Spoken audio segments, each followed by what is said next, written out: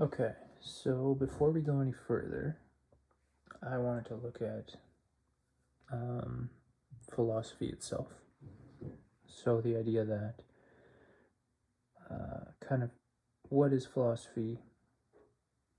Because I think a lot of what is happening here would theoretically be considered philosophy by most people. So, we should probably define what that is.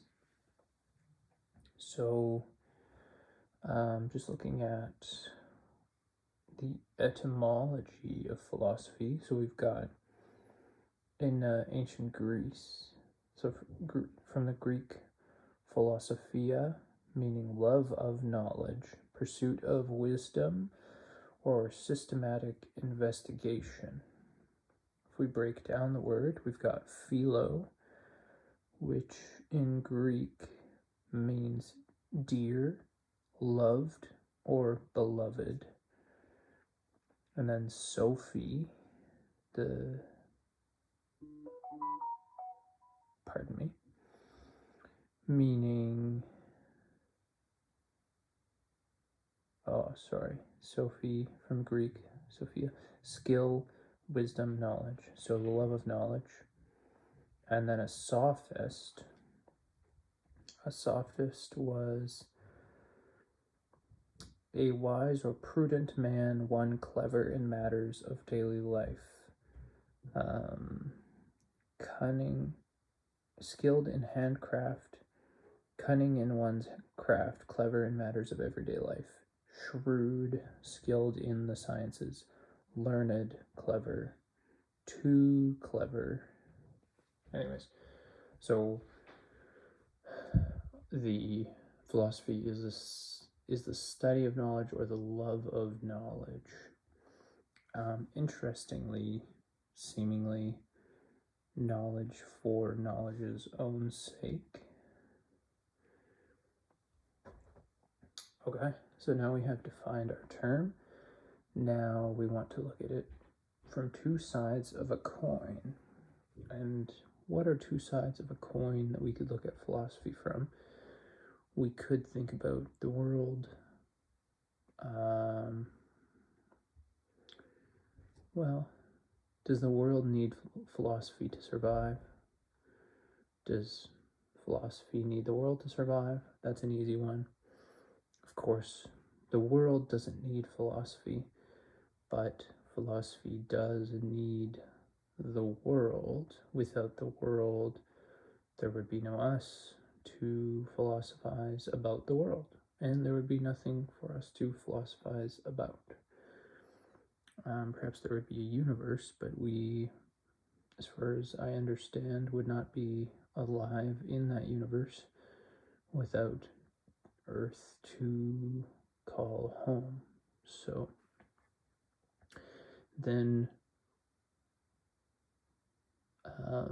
if the Earth doesn't need philosophy to survive, then let's look at two extremes. Do we imagine a world with the human race still here, exactly as it is, but with no philosophy?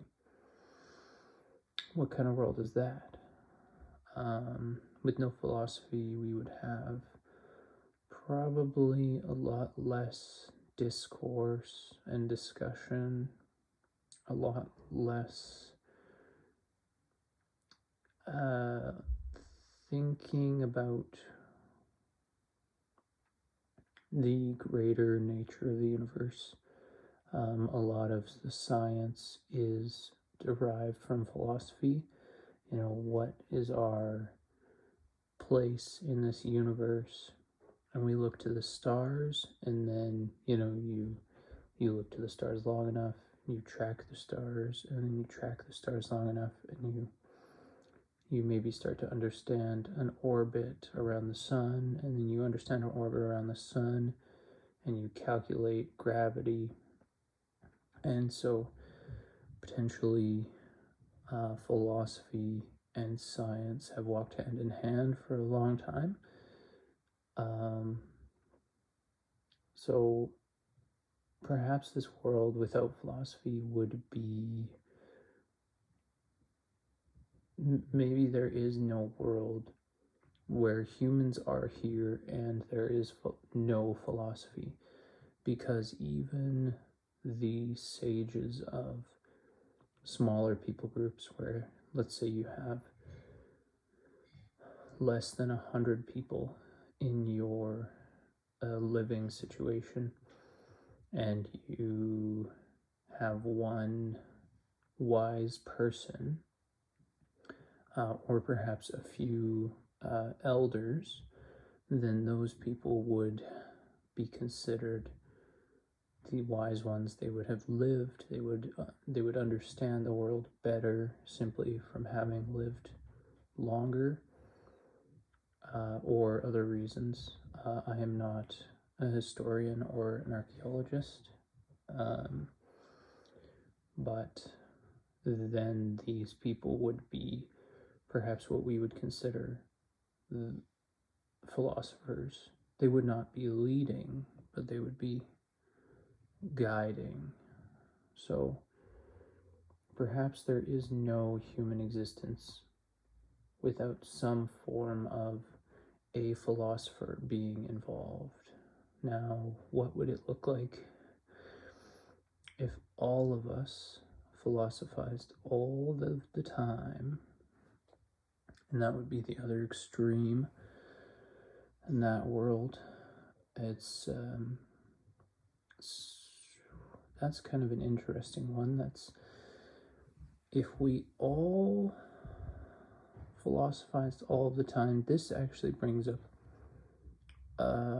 I believe, a lot of things, but let us say for simplicity that we all philosophize and we all have the same set of guidelines for how we think about the world. So we somehow have come up with an objective way to philosophize about the world.